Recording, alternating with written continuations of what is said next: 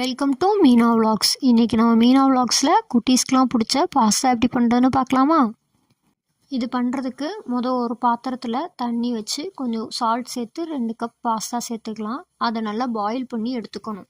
ஒரு கடாயில் கொஞ்சம் எண்ணெய் ஊற்றி இஞ்சி பூண்டை பேஸ்ட்டாகவும் சேர்த்துக்கலாம், இல்லை நான் கட் பண்ணி வச்சுருக்க மாதிரி குட்டி குட்டியாக கட் பண்ணியும் சேர்த்துக்கலாம். அப்புறம் 2 பெரிய வெங்காயத்தை குட்டி குட்டியாக கட் பண்ணி சேர்த்துக்கலாம். அது நல்லா கோல்டன் ப்ரௌன் ஆகிற வரைக்கும் கொஞ்சம் வதக்கிக்கணும்.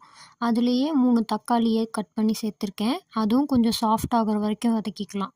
இதுக்கப்புறம் நம்மளுக்கு பிடிச்ச வெஜிடபிள்ஸ் எல்லாமே போடலாம். நான் இன்றைக்கி கேபேஜ் கொஞ்சம் போட்டிருக்கேன், குடை மிளகா போட்டிருக்கேன், கேரட் போட்டிருக்கேன். இப்போ இது எல்லாத்தையும் நல்லா மிக்ஸ் பண்ணிவிட்டு 1 ஸ்பூன் தனி மிளகாத்தூள், 1 டீஸ்பூன் டொமேட்டோ கெச்சப், தேவையான அளவு உப்பு சேர்த்து நல்லா கிண்டி விட்டுறலாம்.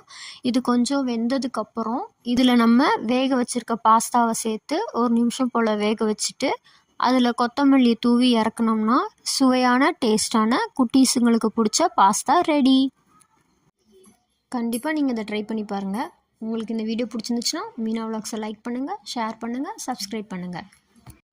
இதே மாதிரி ஈஸியான ரெசிபிஸோட அடுத்தடுத்த வீடியோஸில் உங்களை நான் மீட் பண்ணுறேன். தித்திக்கும் தமிழ் போல் தித்திப்பாய் இருப்போம்.